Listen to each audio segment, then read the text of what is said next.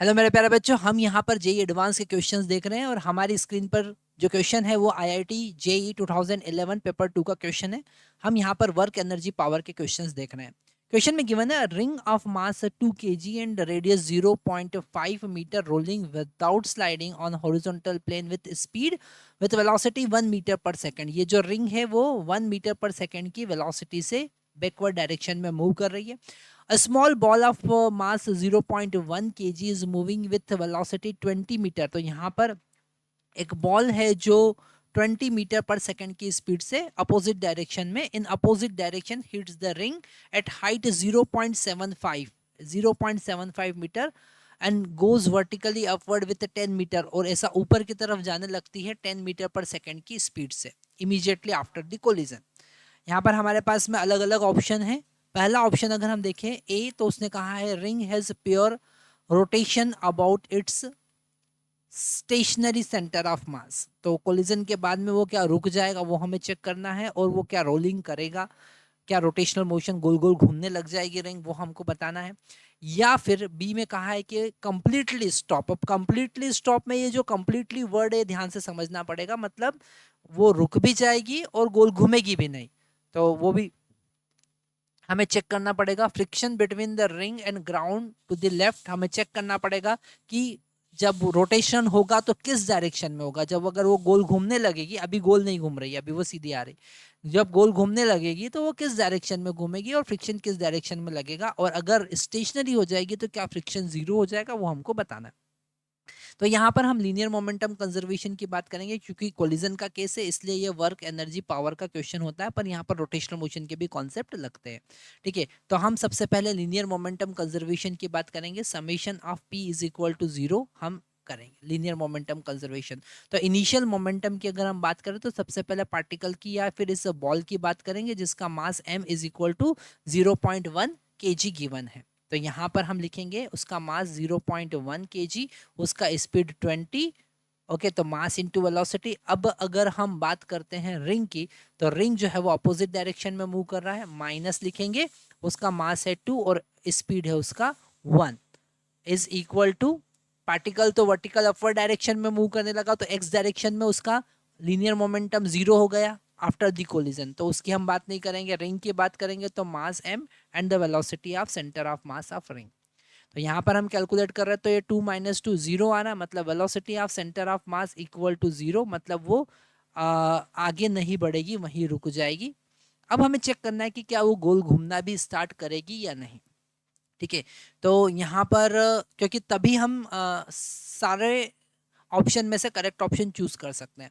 तो अब हम कंजर्वेशन ऑफ लीनियर मोमेंटम की जगह एंगुलर मोमेंटम की बात करेंगे। ठीक है, तो सबसे पहले हम पार्टिकल का एंगुलर मोमेंटम देखते हैं, और एंगुलर मोमेंटम या तो क्लॉकवाइज होगा या एंटी क्लॉकवाइज होगा। तो एक पॉइंट हमें डिसाइड करना पड़ेगा। मान लेते हैं यहाँ पर ये जो पॉइंट ऑफ कांटेक्ट है, ये पी पॉइंट के अबाउट हम conservation of angular momentum check कर रहे हैं। तो कंजर्वेशन ऑफ एंगुलर मोमेंटम में पहले हम पार्टिकल की या बॉल की बात करेंगे। तो उसका एंगुलर मोमेंटम क्या होगा, उसका मास दैट इज 0.1, उसका वेलोसिटी दैट इज 20, और पॉइंट से परपेंडिकुलर डिस्टेंस, पी से परपेंडिकुलर डिस्टेंस। तो यहाँ पर इसकी वेलोसिटी को अगर हम आगे एक्सटेंड करेंगे तो यहाँ से परपेंडिकुलर डिस्टेंस कितना आ रहा है, 0.75। अब यहाँ पर अगर हम रिंग की बात करेंगे तो रिंग का मोशन अपोजिट डायरेक्शन में है, तो पी के अबाउट उसका जो एंगुलर मोमेंटम होगा वो एंटी क्लॉकवाइज डायरेक्शन में होगा, तो हमें माइनस साइन लेना पड़ेगा। क्लॉकवाइज को हम पॉजिटिव ले रहे हैं, एंटी क्लॉकवाइज को हम नेगेटिव ले रहे हैं। तो उसका मास, क्योंकि वो ट्रांसलेटरी मोशन मूव कर रहा है, तो हम मास इंटू सेंटर ऑफ मास का वेलोसिटी इंटू डिस्टेंस का यूज कर सकते हैं। तो मास उसका हुआ 2, उसका वेलोसिटी हुआ 1, और परपेंडिकुलर डिस्टेंस, तो इसका जो वेलोसिटी है जो कि सेंटर ऑफ मास का वेलोसिटी है और उससे परपेंडिकुलर डिस्टेंस डेफिनेटली रेडियस के बराबर होगी, तो वहां पर हम लिखेंगे 0.5। कितना लिखेंगे, 0.5। अब यहाँ पर फाइनल एंगुलर मोमेंटम की बात कर रहे हैं, दोनों की बात करना पड़ेगी।